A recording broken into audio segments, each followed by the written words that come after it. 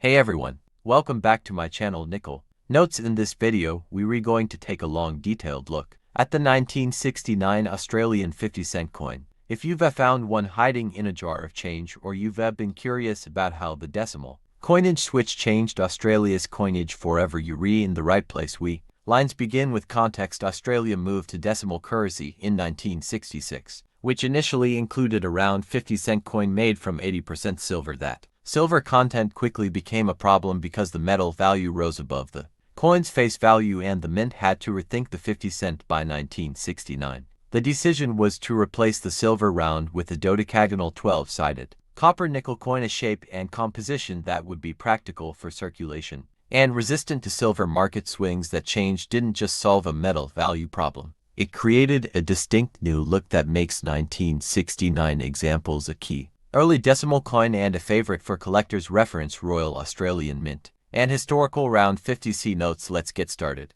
Let's slow down and look at what's on the coin. The obverse bears the portrait of Queen Elizabeth II used at the time. The reverse shows the Commonwealth coat of arms, the shield supported by the kangaroo and emu, designed and sculpted by Stuart Devlin, whose designs appear on many Australian coins of the era. Physically, the 1969 50C is substantial, about 55 grams and approximately 31.6 millimeters across the flats. Dodecagonal shape, minted in a copper-nickel alloy, the modern cupronickel recipe used for circulation 50C coins. Those specs are important because they tell you how the piece should look, weigh and feel. The weight and alloy differentiate it clearly from the earlier silver round 50C and from many later commemorative issues, and those differences are crucial when identifying genuine examples and understanding intrinsic versus collectible value. Numbers matter to collectors, so let's talk mintage. The Royal Australian Mint struck millions of dodecagon 50-cent pieces in 1969 to get sufficient circulation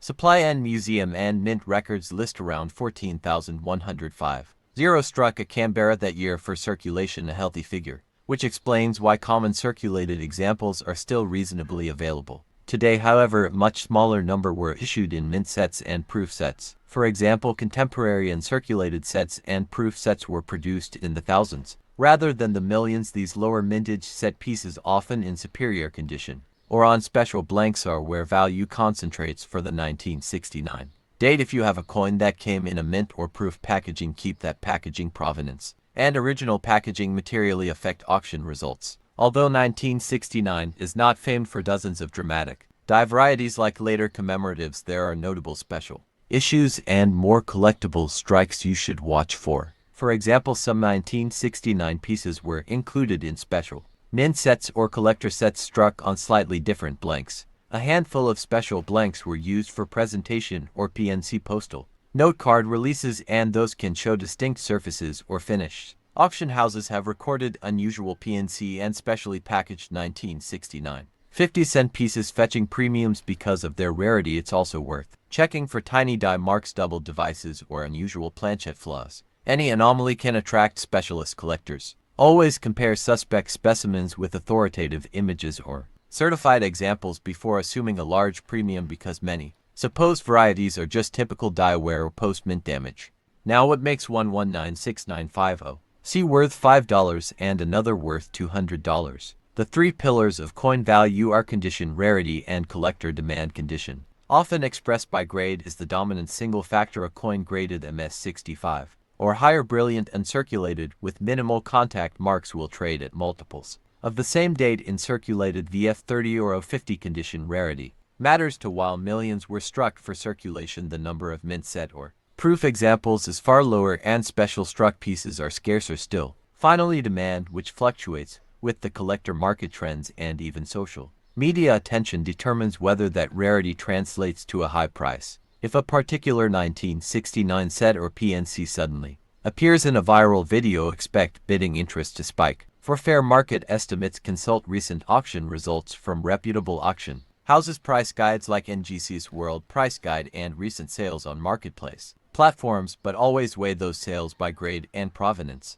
Let's talk numbers responsibly. For circulated 1969 dodecagon 50C coins, you'll generally see modest premiums. Many listings and recent sales show single-digit to low double-digit AUD/USD amounts for circulated grades, often in the $5, $30 Range depending on the seller and country of sale. Graded 058 or about uncirculated pieces can fetch higher prices, and certified MS mint state pieces with excellent surfaces often sell for more. Meanwhile, mint set and proof examples or specially struck PNC pieces can command significantly higher prices, sometimes multiples of circulation prices, especially in certified high grades. The real takeaway: condition and certification are the levers that turn a common coin into a collectible. For current live pricing, check recent completed sales on marketplaces and consult professional price guides and grading services like NGC, PCGS for realized auction values. Examples and recent sale listings are linked in the description and pinned comment. If you plan to sell or buy, grading and authentication are your friends. Grading establishes a standardized condition level that multiple buyers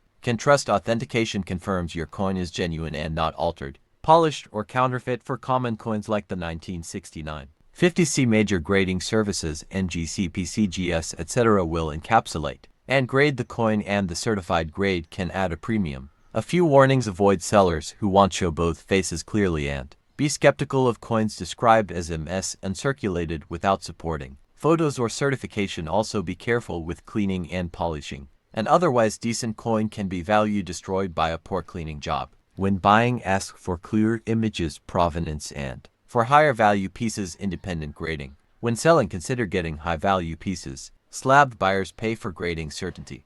Storage is simple but crucial. Keep coins in a stable, low humidity environment, and avoid PVC containing holders that can leach chemicals for display. Use acid-free flips, hard plastic holders, or graded slabs. Don't handle coins by the faces, touch only the edges, and preferably wear cotton gloves for higher grade examples. For very valuable specimens, use a bank safe deposit or home safe with humidity control. Keep original packaging, mint set envelopes, presentation cards if you have them. Packaging and provenance can improve resale value. Finally, photograph your coins carefully for records. A macro lens or smartphone macro accessory, good diffused lighting, and a neutral background will produce images you can use for valuation or listing. These small steps preserve surface details, the very details that determine a coin's value. Looking for buyers, seller options include online marketplaces, eBay, specialized coin dealers, auction houses, and local coin shows. Each route has pros and cons. Online marketplaces give exposure and quick sales,